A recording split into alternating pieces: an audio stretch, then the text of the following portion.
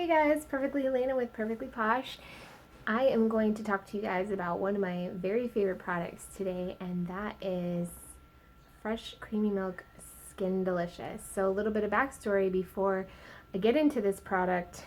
My son had eczema when he was born, and I tried many different things to try to figure out how to combat it. I started out with like researching it online because I wasn't really aware that he had eczema, but just knew that he was breaking out and these weird patches on his body. So I tried, home remedies like oatmeal baths and things like that, and it actually made it worse. And he broke out in hives, and then I was like, okay, I need to consult a professional. So I went to a dermatologist, and they actually recommended this, which is what I was using before I found this fresh creamy milk Vanna-Cream. So I took this home and had been using this because, his dermatologist said so. They, went to school to be a dermatologist. They should know more about it than me. But when I started reading the label and figuring it out, I was like, man, super disappointed in the products that they recommended and that I had been using for him. So this is about $14 in the store, and this is $24. The big difference, I would say, is quality. So I could go in and talk to you guys about each and every single ingredient, but I won't because that's going to take a really long time. So I encourage you to do a lot of product ingredient research on your own. It's very valuable, and I think you will be surprised at how much you'll learn about what's in your products and what shouldn't be in your products. So the first ingredient on both of these is water, so I'm going to go to the second ingredient and just talk to you guys a little bit about the very big difference between the two. So this is got white petroleum. I don't know if you can see that. It's kind of split between white and petroleum. You can see in the ingredients, it doesn't tell you how much is in there or if that petroleum is refined. So for those of you who may not know, like I didn't know before I started doing my product ingredient research, petroleum is a derivative of oil from the refining process. It's what's left over and it's an unsustainable resource.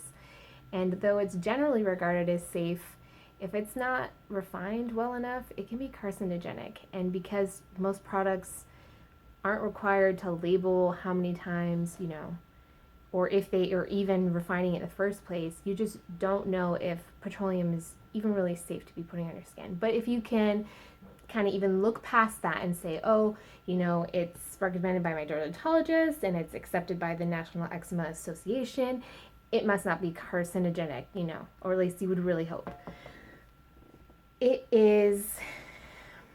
Petroleum is not a moisturizer. It is just a sealant, really, if you get down to the science of it. So you actually think that you are moisturizing your skin because you get that instant, soft, smooth kind of gratification feeling. But what you're doing is actually sealing in the moisture. So it seals in the moisture, but it also blocks moisture from entering the skin, and it traps in whatever is also on your skin. So if you apply it on your skin and you've got dirt and oil, or if you didn't clean your skin properly, you're also trapping all of that into your skin, and it's not helpful. Really not helpful. It's the equivalent of kind of wrapping your skin in plastic. You're just preventing anything good from entering your skin, as well as trapping in anything bad in your skin. And it's not actually moisturizing your skin, which is what we want in a moisturizer, isn't it? That's the reason why we put it on there. Fresh creamy milk.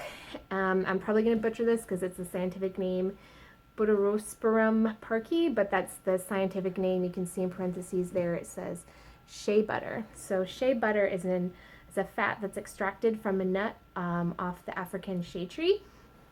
So unlike petroleum, which is unsustainable, it is sustainable. So shea butter is very rich in vitamins A, E, and F. And vitamin A, not even talking about the other vitamins, is important for improving a number of skin conditions, including blemishes, wrinkles, and eczema. And it also can treat skin allergies, insect bites, and sunburns. So instead of, trapping in moisture, it's actually moisturizing your skin with vitamins, and it's nourishing your skin as well as healing it, which is really what, in essence, I was looking for and needed in a product. And I'm so happy that I, you know, read the ingredients, and despite it coming from my dermatologist and just, or my son's dermatologist, and just taking their word for it and finding out that what they prescribed was actually not beneficial for his skin, like fresh creamy milk. So, real life example, he gets, has reactions to different things because he has very sensitive skin. So one day he broke out with red, like all over his face, because he had a reaction to the butter on the toast that he had for breakfast that morning. So with fresh creamy milk, I was able to wash his face and apply it, and within an hour, it was gone. If I had applied Vanicream, I would have just been trapping in the irritation, which is terrible. But with fresh creamy milk, I was actually able to put something on there that was moisturizing and healing and soothing, which is why that irritation went away within an hour.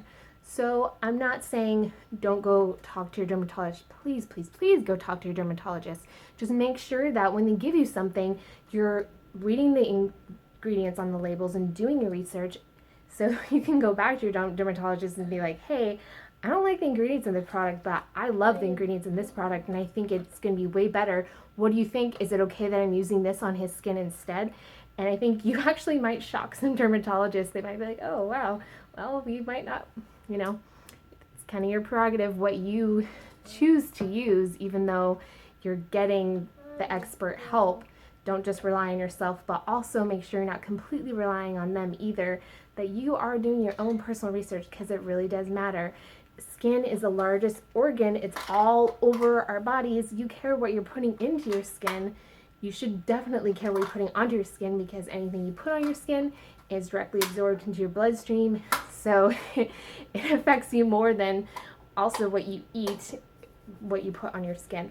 So I hope you learned something, and I hope I encouraged you to read your labels, and I will see you guys next time. Perfectly Posh, Perfectly Alana.